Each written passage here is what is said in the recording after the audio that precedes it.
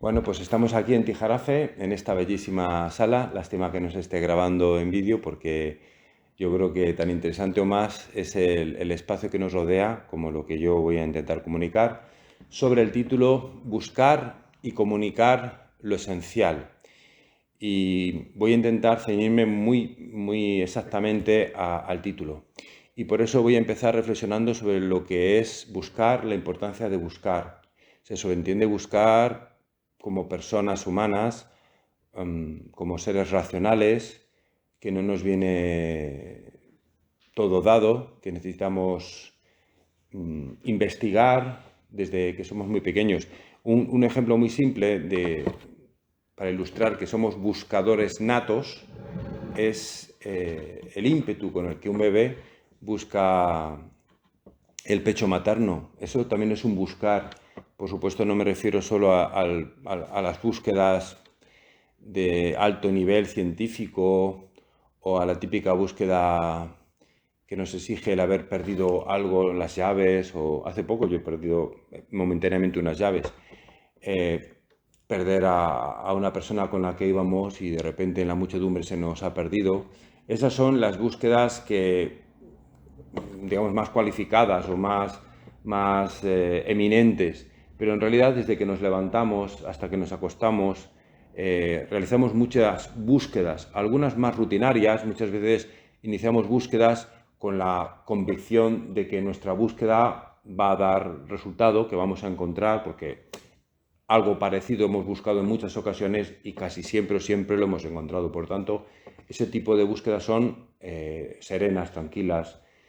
Hay otras búsquedas que nos crean desde el primer momento hasta ansiedad, porque estamos buscando algo muy importante y prevemos que va a ser difícil encontrar, sobre todo cuando buscamos una persona, alguien querido, alguien débil, alguien inocente, alguien que se ha introducido en un ambiente muy hostil. Entonces eso nos angustia, ¿no? Recordemos el caso de estas personas que aparecen en anuncios de personas perdidas y que son buscadas por la policía, por los familiares. Bien, son casos, como digo, eminentes, muy destacados de búsqueda, pero la vida es un continuo entrelazarse de microbúsquedas, es un continuo buscar. Por eso digo que no solamente desde que nos levantamos hasta que nos acostamos, sino desde que venimos a este mundo, nos da la luz, hasta que morimos, o por lo menos hasta que tenemos un hilo de lucidez mental. Todo nuestro buscar, todo nuestro vivir consciente es un continuo buscar. Pienso que hasta en sueños buscamos. Esas escenas tan fantasiosas de nuestros sueños, cuando los recordamos, muestran en el fondo, si les podemos encontrar un sentido, muestran ese ímpetu de búsqueda. También yo creo que, entre otras muchas clasificaciones que podemos hacer de las personas, incluidas nosotras mismas como personas, es la de diferenciar a las personas por su, aunque repito, todo ser humano, todo ser viviente, consciente, es un buscador nato, pero hay personas que llevan esto más lejos y otras que son más, bueno, menos vitales y por tanto menos buscadoras. Una manera de preguntar cómo es una persona o cómo está una persona podría ser cómo busca esa persona, hasta dónde quiere llegar en su vida, si es más o menos conformista, si es ambiciosa, si es sanamente ambiciosa, si no es ambiciosa.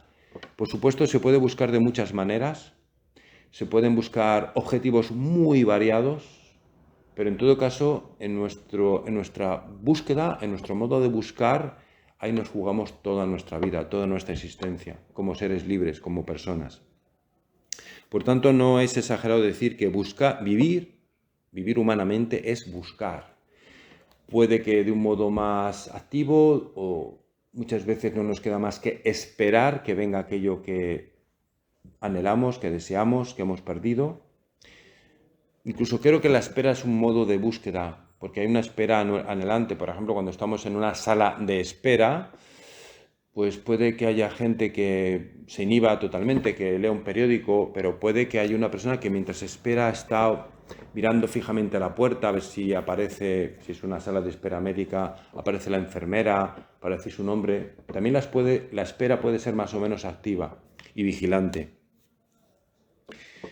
Ahora, ya decía que no se trataba de esperar de cualquier manera o de buscar de cualquier manera, porque no se trata de vivir de cualquier manera. A nosotros no nos basta convivir sin más, no somos meros seres biológicos.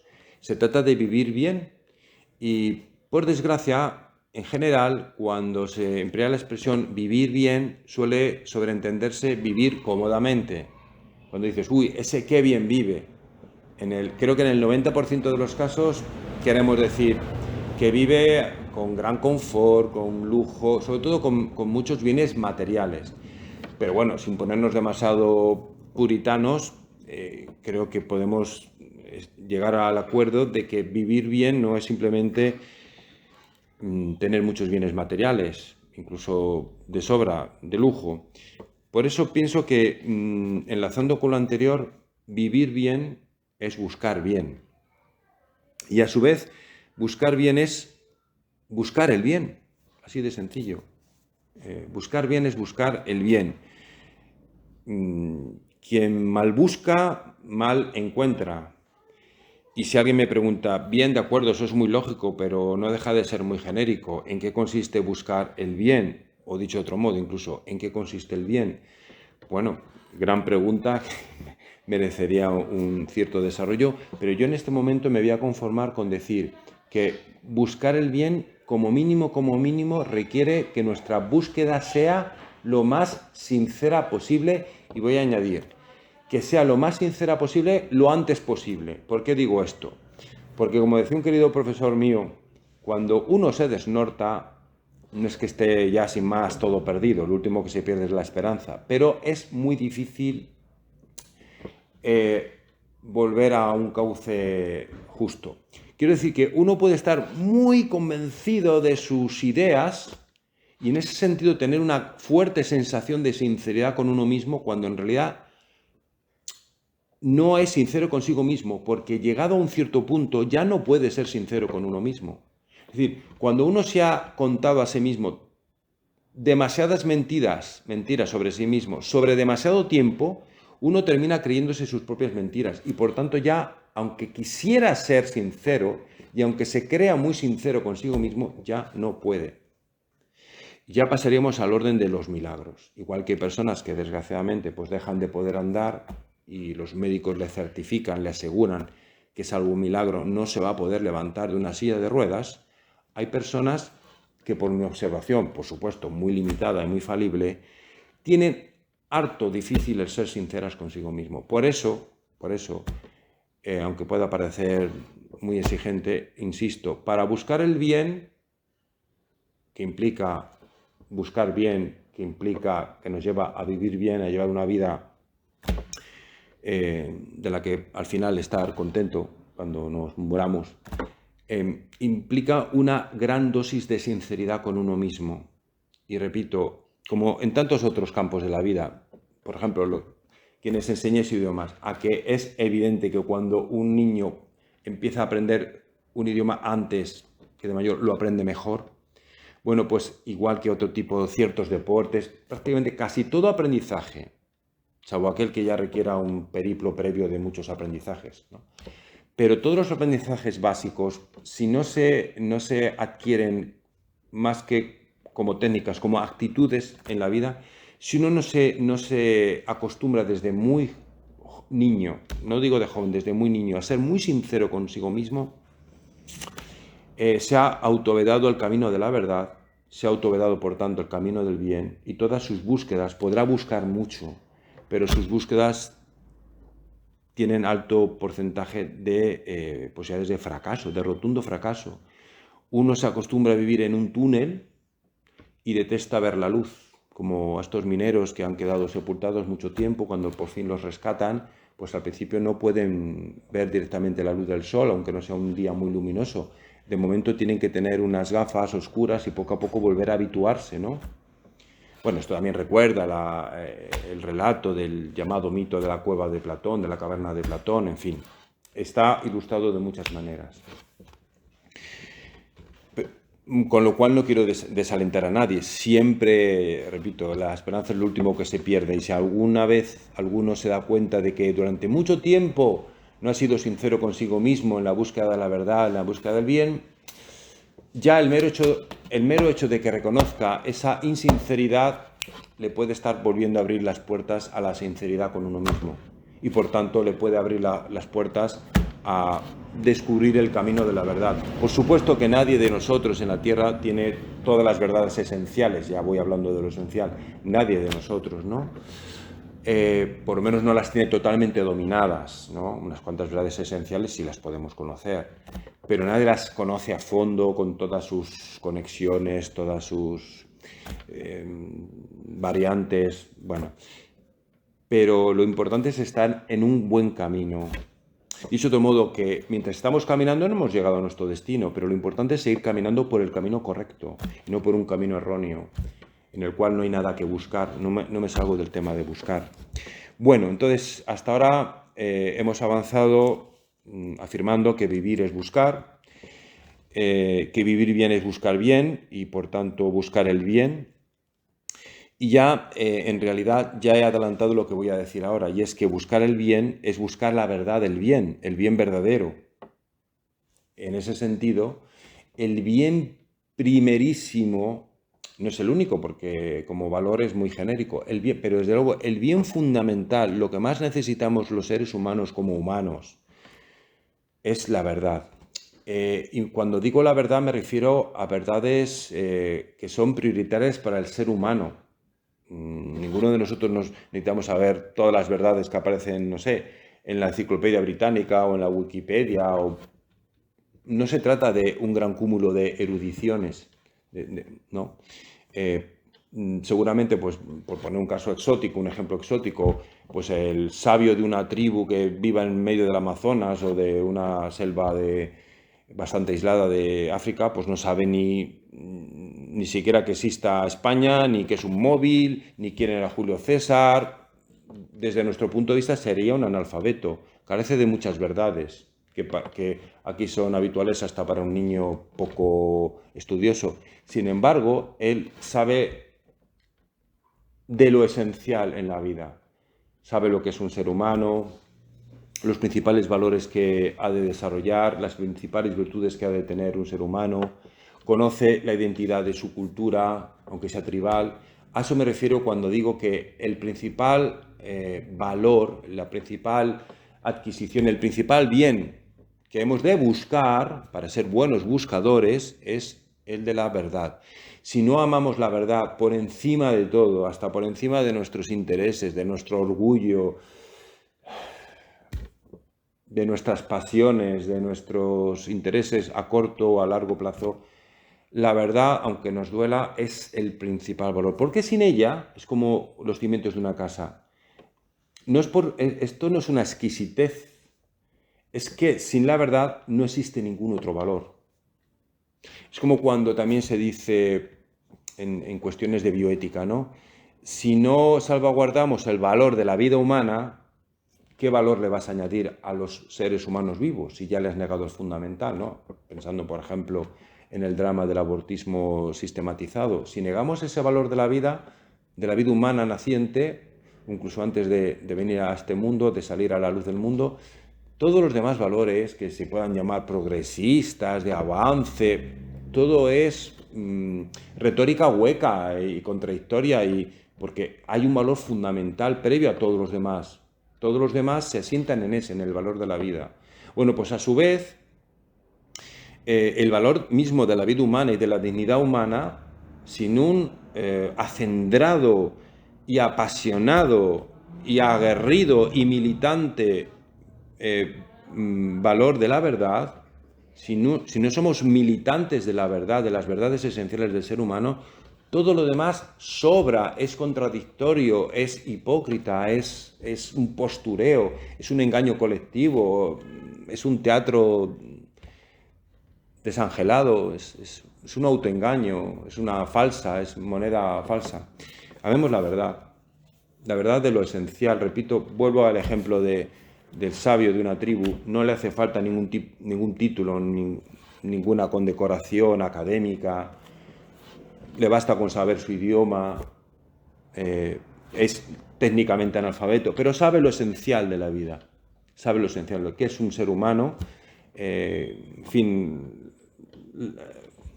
sabe algo de ley natural también, que hay que hacer un esfuerzo por distinguir el bien y el mal, que el bien y el mal no es pura relativismo, que la verdad no es puramente subjetivista. Esas cuestiones las tiene claras, las expresará a su manera, con sus conceptos, lógicamente, los propios de su cultura. Pero sin el valor de la verdad, ¿qué estamos buscando? Nuestro vivir pues va perdiendo sentido.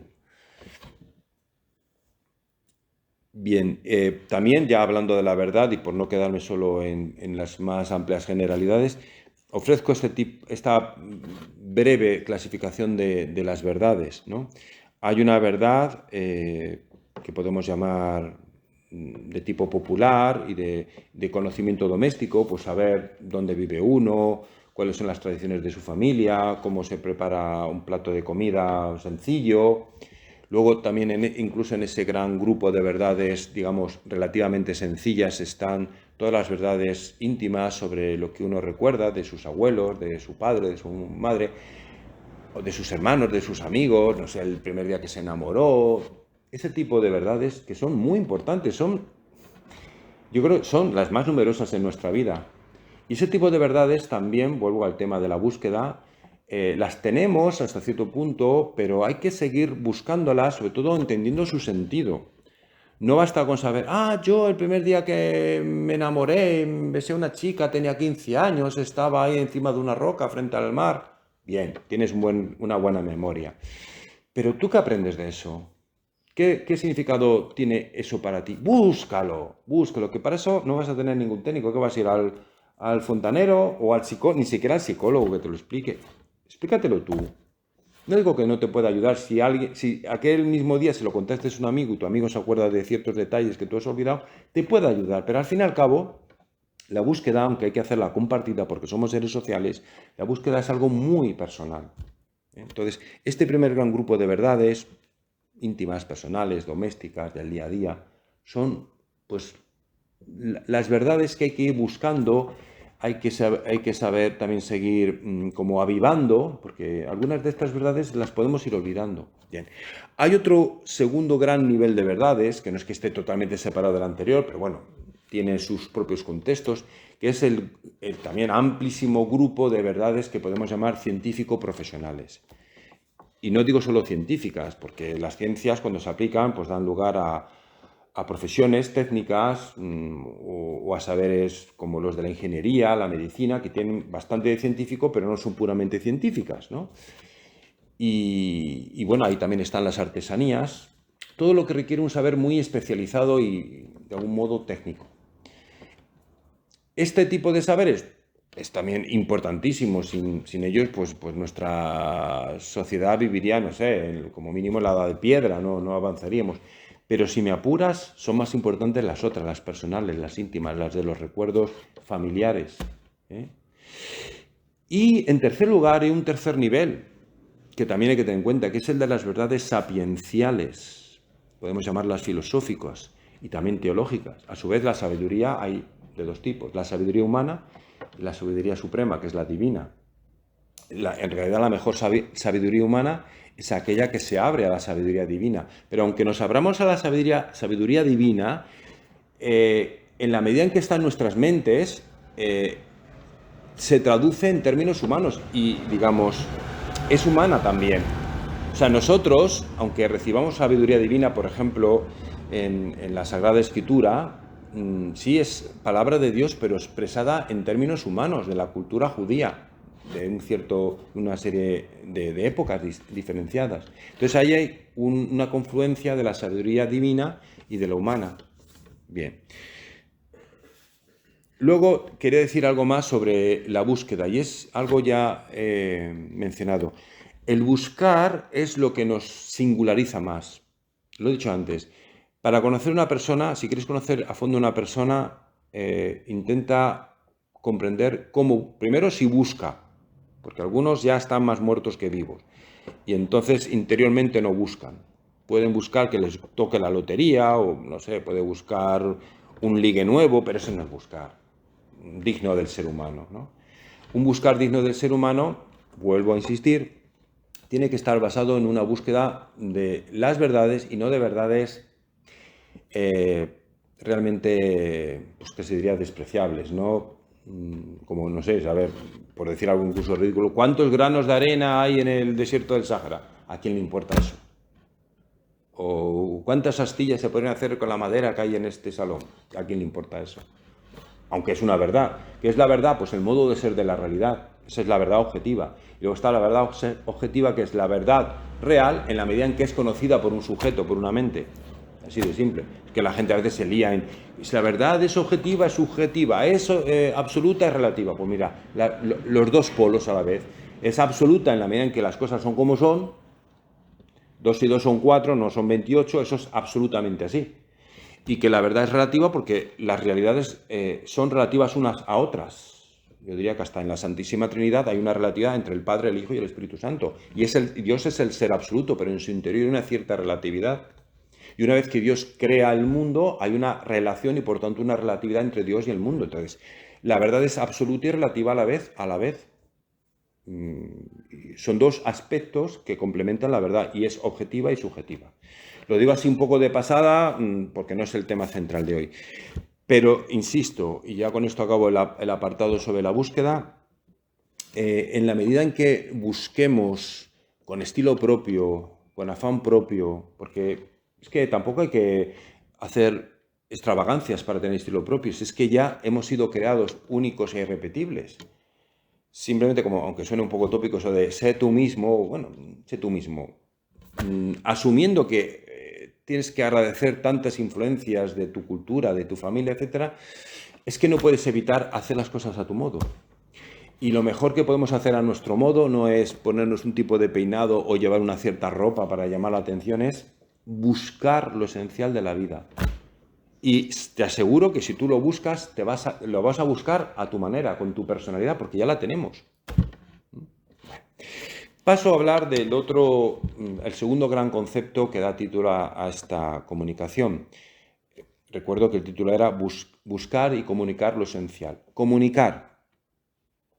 Bueno, si os decía que vivir es buscar, ahora os puedo decir que convivir es comunicar. Es compartir una existencia, y si realmente ha habido comunicación, es una existencia mutuamente transmitida. Yo te comunico a ti mis ideas, mis preocupaciones, y tú me las transmites a mí. Y en la medida en que nos entendemos, realmente podemos convivir. Porque hay tantas separaciones conyugales, rupturas entre amigos, guerras entre países, porque realmente son siempre tan malos los unos y los otros. Puede, sí, sin duda, la maldad es un hecho. Pero muchas veces hay grandes malentendidos, no nos entendemos, entonces pensamos mal del otro. Y pensamos que el otro viene a quitarnos algo o a hacernos daño. En realidad es que no lo he entendido yo. Ahora, ¿por qué no lo he entendido? Pues ahí la culpa puede estar en varias partes, en una parte o en las dos. Tal vez el otro no se ha esforzado en comunicarse claramente. Tal vez yo tampoco he hecho el esfuerzo necesario por entenderle, por empatizar con esa persona o con ese grupo de personas. Y muchas veces el problema de que una persona no comunique bien, vuelvo a la sinceridad de antes. Es que para comunicar bien a otros, primero te tienes que comunicar tú bien contigo mismo. ¿Y cómo te vas a comunicar contigo mismo si ya hay un grumo ahí, una pasta espesa de insinceridad contigo mismo?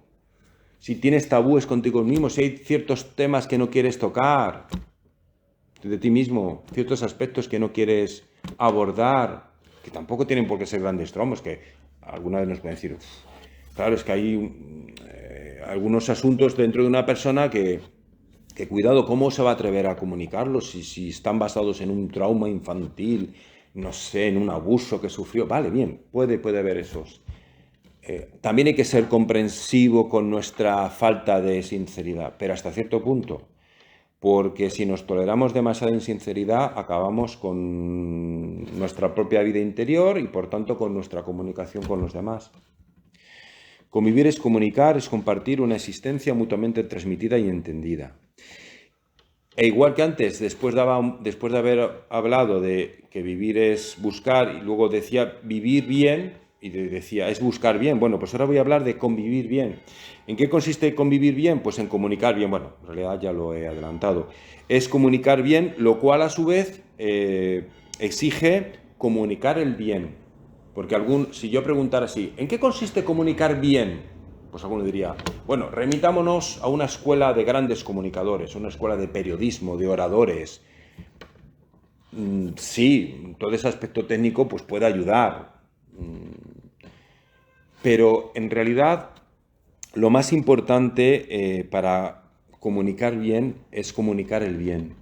Imaginémonos que viniera un gran orador, casi diría un poco ridiculizando, un gran charlatán, una persona con un dominio de la retórica fantástico, que nos embrujara con su labia, con su dicción, pues podríamos quedar deslumbrados, pero ¿no os ha ocurrido alguna vez que la gente aplaude a un orador, a un locutor, y la gente sale diciendo, qué bien ha hablado esta persona, este señor o esta señora? Pero luego, si alguien así un poco atrevido, más crítico, dice, sí, ustedes dicen que ha hablado muy bien, pero ¿con qué se han quedado? ¿Qué les ha comunicado? Ah, pues no lo sé, pero ha hablado muy bien. Eso no sirve de nada. En cambio, una persona puede tener una retórica pobre, un vocabulario muy reducido, puede ser hasta, lo voy a exagerar, puede ser hasta tartamudo y hasta de mal aspecto, porque no se sepa vestir, en fin. Sin embargo, si esa persona transmite un testimonio de bondad, transmite sinceridad profunda, transmite bondad, bien, la gente por diciendo, vaya tostón, ha repetido la misma idea muchas veces, qué pobre era en su vocabulario, no comunicaba ni siquiera bien con el lenguaje no verbal. Pero alguno podría decir, sí, como orador no es Demóstenes, desde luego, ni Cicerón, pero a mí me ha transmitido, yo salgo mejor persona después de haber escuchado a esa persona. Bueno, ese es el que ha comunicado bien, porque ha comunicado el bien. O un aspecto del bien, tampoco quiere decir que tenga que lograr conversiones y que todo el que le escuche salga santo, ¿no? Santificado, como cuando San Juan de Dios escuchó por las calles de Granada a San Juan de Ávila y bueno, se convirtió. Claro, porque San Juan de Ávila, ¿por qué comunicaba bien? Supongo que también era un hombre culto, había estudiado en la Universidad de Salamanca, supongo que hablaba retóricamente bien. Pero sobre todo lo más importante de San Juan de Ávila, de mi paisano, es que comunicaba el bien y por eso impactó tanto en San Juan de Dios que salió, bueno, totalmente transformado. Hombre, por ahí también me dio la gracia, obviamente, pero desde el punto de vista humano, ese es un buen ejemplo de comunicar bien y de comunicar el bien. Sigo avanzando. Convivir, comunicando bien y comunicando el bien, a su vez, se basa en comunicar el bien verdadero. Y volvemos otra vez a la verdad. No podemos comunicar el bien si no lo hemos hallado, no lo hemos buscado y en cierta dosis significativa no lo hemos hallado. Quien no conoce la verdad, ese bien tan básico, no puede comunicarla. Puede comunicar apariencias de verdad, puede dar el pego, puede hacer creer a muchos que les está enseñando algo, pero no está enseñando nada. Comunicar y convivir bien exige la más amplia y pura verdad posible. Tampoco podemos exigir maximalismos, ¿no? Como que para empezar a hablar en público, transmitir algo, ser maestro, profesor, allá que sea ya medio sabio, no. Puedes empezar por algo muy sencillo, de que conozcas bien, que sea relevante y eso lo puedes empezar a transmitir. Y luego tú enseñando, ya sabes que enseñando es como mejor se aprende. Entonces, todo esto que estoy intentando compartir esto que estoy intentando comunicar sobre el comunicar, nos devuelve a la importancia esencial de tomarnos como lo más importante de la vida, el buscar. Yo estoy aquí como un pequeño misionero, hablamos con todo tipo de gente, por calles, plazas y fijaros, yo soy cristiano católico y lo primero que intento captar y que muchas veces de modo espontáneo capto o creo captar, no es tanto el hecho de si me dicen que son, como se dice vulgarmente, creyentes, no creyentes, pues en el fondo todos somos creyentes. La cuestión es en qué creemos y con qué sinceridad lo creemos. O si es católico, si no es católico, si es ateo, si no es ateo. Para mí lo más importante es si esa persona busca la verdad. Eso es lo fundamental. Porque fijaros, si una persona busca sinceramente la verdad y todavía no se ha encontrado con el Señor, casi diría que es cuestión de tiempo. No me preocupa, es cuestión de tiempo. El que busca el bien, busca la verdad, busca el bien supremo, sin darse cuenta que es Dios. Y Dios se ha hecho patente aquí, encarnado en Jesucristo. Entonces, tampoco diría, ala, pues ya no sigo hablando contigo, porque como es cuestión de tiempo, no es una cosa mecánica ni automática. Pero, sinceramente, me inspira una enorme esperanza. Esa persona puede tener la doctrina más alejada de la cristiano-católica. Pero si de verdad busca, ama por encima de todo la verdad y no se casa con nadie, no se engaña a sí mismo, yo creo que antes o después va a encontrar. Se va a dejar encontrar. En cambio, me puedo encontrar con el hermano que se declara archicatólico, más católico que nadie, de misa diaria, etcétera, ponle todos los con certificados papales por doquier. Pero si de verdad, ojalá que no fuera así, pero si en el fondo esa persona no busca la verdad, me preocuparía muchísimo. Es como la persona que está en una cima muy alta, pero de la que hay serios motivos de preocupación porque en cualquier momento se va a caer, va a rodar y va a caer en un barranco. Sí, está muy alto, pero le está resbalando el calzado y en cualquier momento se puede caer. Y ese resbalarse está precisamente en la insinceridad, en la falta de búsqueda de la verdad. Porque una persona, aunque se declare y en cierto modo sí sea cristiana católica, como en su tiempo eran muchos de los fariseos, tan enemigos de Jesús, puede utilizar su estatus y su situación de creyente cristiano católico para apropiárselo y en el fondo hacer un ídolo de su propia fe. Eso es bueno, pues algo con lo que hay que contar y me puede ocurrir a mí mismo perfectamente. Aquí también quiero recordar la situación, la escena esa del Evangelio en la que un fariseo estaba muy satisfecho consigo mismo. Mira, Señor, yo pago el diezmo, yo cumplo todas las normas, hasta las más escrupulosas de la ley. No soy como ese publicano. En cambio, el publicano estaba arrepintiéndose. En cambio, decía, mira, sí, vengo aquí, soy un desastre, perdón, soy un pecador. Entonces, cuidado. Este pasaje, no digo yo que haya que leerlo solo en esta clave, pero se puede releer en esta clave. El publicano es el alejado, pero que ya está buscando sinceramente al Señor. Y lo primero que ha encontrado y ha reconocido es su propio alejamiento respecto de Dios. No de Dios respecto de él, sino de él respecto de Dios. En cambio, el fariseo ese, soberbio, pues ya no tenía que buscar nada más, porque ya lo había encontrado todo. Vivía en la pura autosatisfacción.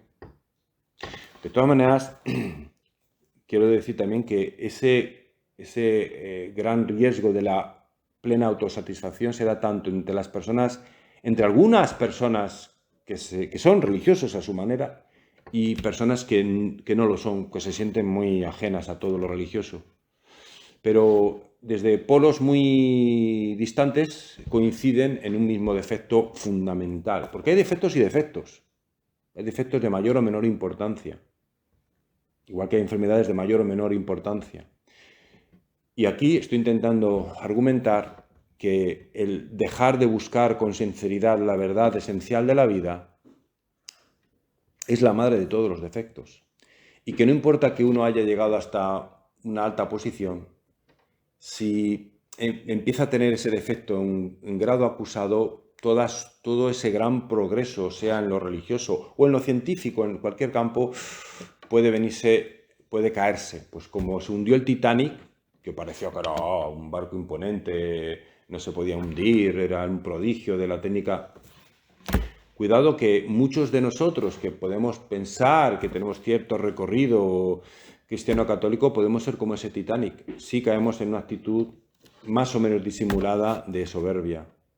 Y puede haber muchos publicanos que al final, como dijo el Señor, las prostitutas os precederán en el reino de los cielos. Obviamente, no se trata de ensalzar la prostitución. Yo hago una de las posibles lecturas legítimas de ese pasaje, es decir, bien, ahí la prostituta representa al pecador. De hecho, el pecado general del Antiguo Testamento, muchas veces en el Antiguo Testamento, viene caracterizado como prostitución, cuando no se refería el texto a una prostitución en sentido literal de tipo sexual, sino una prostitución que consistía en adorar ídolos, adorar lo que no era Dios, es decir, adorar ídolos. Entonces, siempre que dejamos de buscar la verdad, buscar la realidad principal que nos precede, que nos sostiene, que nos espera y que es personal, de un modo u otro nos estamos creando ídolos. El idólatra es una persona que ha dejado de buscar y se aferra, no solo como algunos piensan, a una figurita. Nuestros queridos hermanos protestantes muchas veces, no digo que todos ellos, pero muchas veces piensan que nosotros, o se creen ellos, porque así se lo han dicho, que somos idólatras, porque veneramos. Ellos no suelen hacer la distinción entre adorar y venerar, porque dicen que adoramos una imagen. Perdón, si los ídolos no están fuera de nosotros. No hace falta ser un gran psicólogo para darse cuenta, o no hace falta tener mucha introspección para reconocer que los ídolos los llevamos dentro, no los construimos nosotros. Que alguna vez, pues como en el famoso ese toro el becerro, perdón, de oro de Éxodo, el becerro de oro no era más que la manifestación externa de un ídolo que ya ellos se habían creado interiormente. Que eso es lo grave, no la manifestación externa. Bueno, y ahora ya, después de haber expuesto la importancia del buscar, del comunicar, y cómo el buscar y el comunicar luego pues se entrelazan, y aunque ya he mencionado en varias ocasiones el concepto de lo esencial, voy a rematar este encuentro, esta conferencia, viendo la convergencia de estas ideas para que cada uno luego si quiere, si las ve luminosas, las pueda aplicar en su vida y también le sirvan para la convivencia con los demás. Buscar y comunicar bien, que es de lo que hemos estado hablando hasta ahora, requieren también distinguir continuamente lo esencial. Esto también desde pequeñitos. El ser humano es inteligente en la medida en que acierta al distinguir qué es lo principal y lo secundario, lo esencial y lo accesorio. Eso continuamente, en cualquier tema.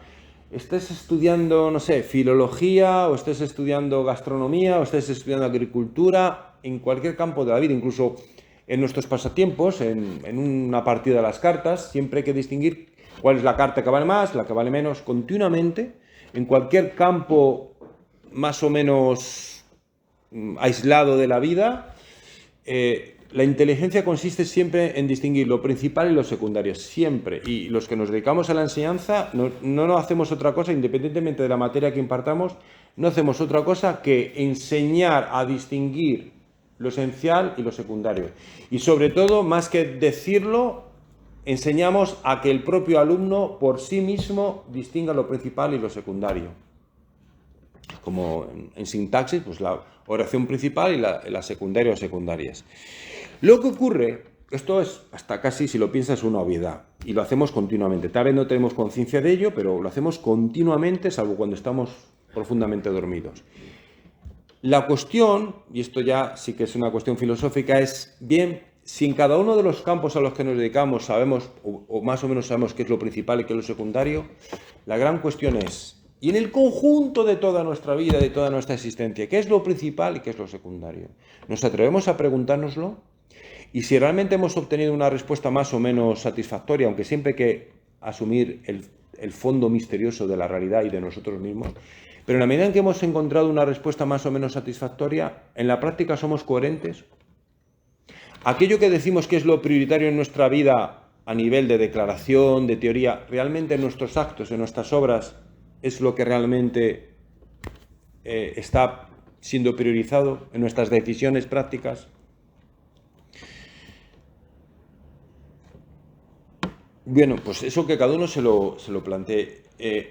Yo en este momento voy a resaltar un aspecto porque precisamente me parece muy esencial y desde mi punto de vista se habla demasiado poco de ello.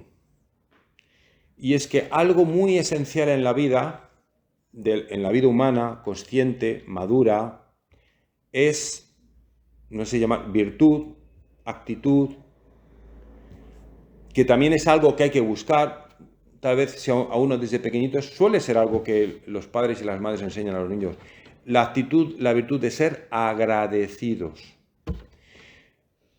Sobre todo, esto yo lo he notado, como he aprendido más o menos varios idiomas, yo sí que he notado que en otros idiomas, es decir, en otras culturas, por ejemplo en inglés, se dice más frecuentemente que en español, gracias. Yo no sé si lo habéis notado. ¿Esto implica que los anglófonos sean más agradecidos que nosotros, que los hispanohablantes? Yo pienso que no. Porque por un lado, es verdad que si se dice más veces, pues esto puede manifestar mayor agradecimiento, pero cuando algo se repite mucho, se puede mecanizar. Y entonces fácilmente, por más que se diga, no es que se sienta más. Algo pasa así. Yo, aunque sea de modo espontáneo, me he dedicado mucho a comparar, digamos, conceptos claves en los idiomas. El concepto de bello. Los que saben italiano saben que el concepto de bello se dice muchísimo más que en español. Significa que el italiano medio, el italo pensante, porque se puede decir el que es italoparlante es italopensante, el que piensa en italiano tiene una actitud mucho más estética ante la vida que nosotros. Yo pienso que no. Simplemente que se dice más.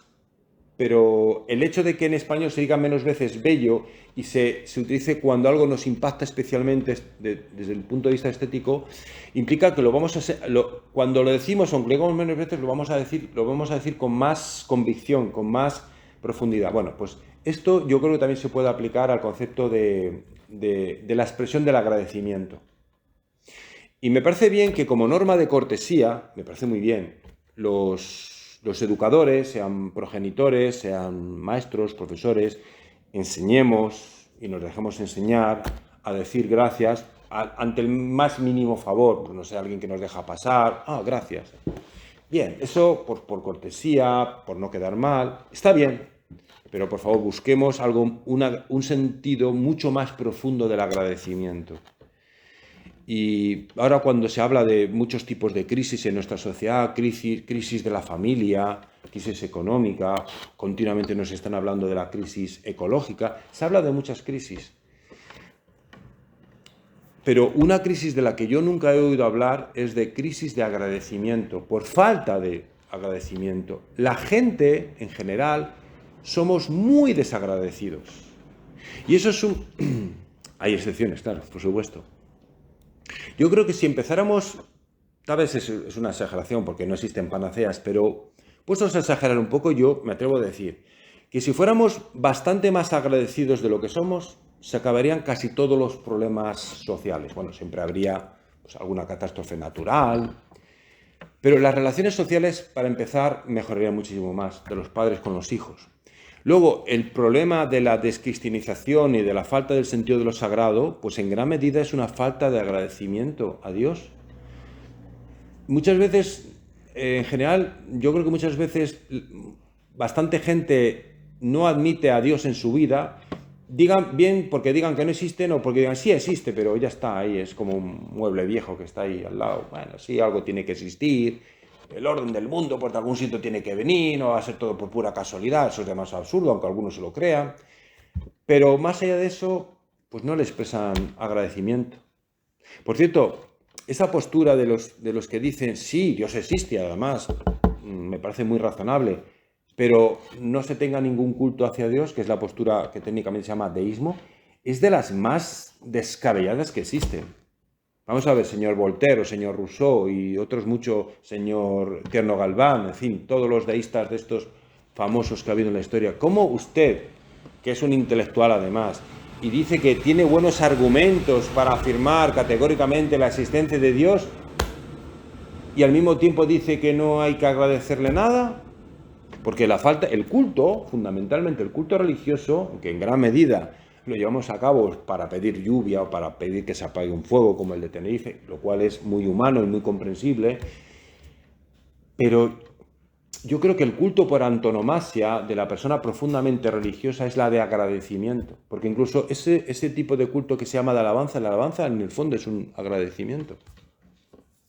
De hecho, al menos en el cristianismo pleno, que es el cristianismo católico, el culto supremo se llama Eucaristía, y la misma palabra Eucaristía significa agradecimiento, acción de gracias.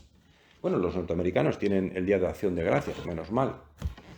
Entonces, yo invito a todos los que escuchen este discurso, conferencia, como lo queramos llamar, a que si quieren sacar solo una única enseñanza, que por supuesto no es una enseñanza radical, yo no he inventado el agradecimiento, ¿no? Pero si hace mucho tiempo que nadie les insiste en la importancia de descubrir profundamente las raíces, las razones hondas para ser agradecidos y no levantarte por la mañana creyendo que es que la vida te pertenece, que el sol que ilumina sobre tu cara, que la casa esa en la que vives que te la has comprado tú y por eso es tuya, si en el fondo casi no somos nada. Sí, bueno, pues no sé, si uno ha hecho algo, ha construido esta mesa, pues puede estar contento, satisfecho de que le ha quedado bien la mesa. Es normal. Cuando el niño pequeño pinta un dibujito, le queda mono, se lo enseña a papá, tiene derecho el niño a estar orgulloso de ese dibujo. Pero que muy por encima de nuestros legítimos orgullos o satisfacciones, tiene que estar el sentir de un gran agradecimiento. Claro, yo comprendo que algunas personas esto lo pueden tener bastante difícil. Por ejemplo, personas que desde muy pequeñas se han encontrado huérfanos en la vida, que han sido muy maltratados. Bueno, pongámonos en una biografía muy trágica desde... Bien, de acuerdo, comprendo que algunas personas pueden tener un acceso mucho más escabroso a la vivencia del agradecimiento. Pero, aunque todos tenemos nuestras micro tragedias y nuestros dramas y nuestros duelos y nuestros lutos en nuestras vidas y nuestras desgracias, yo creo que ya el mero hecho de que estemos en la vida unos años tendría que ser un motivo, y vivir en una sociedad con muchos defectos y en unas familias con muchos defectos. Pero yo creo que en general, la inmensa mayoría de nosotros, para vivir con un poquito más de lucidez, para poder decir, y retomo ya para acabar el título de la conferencia, para poder decir que somos buenos buscadores y buenos comunicadores y que sabemos encontrar lo esencial de la vida, yo creo que el camino principal es el de descubrir las razones de estar agradecidos. Y voy a terminar con esta idea. Si yo me tuviera que quedar mudo y me dijeran, Pablo, a partir de ahora solo vas a poder decir una única palabra. Por lo demás, mudo total. Y así hasta el resto de tu vida, yo diría. Lo tendría muy claro. Gracias. Gracias por escuchar.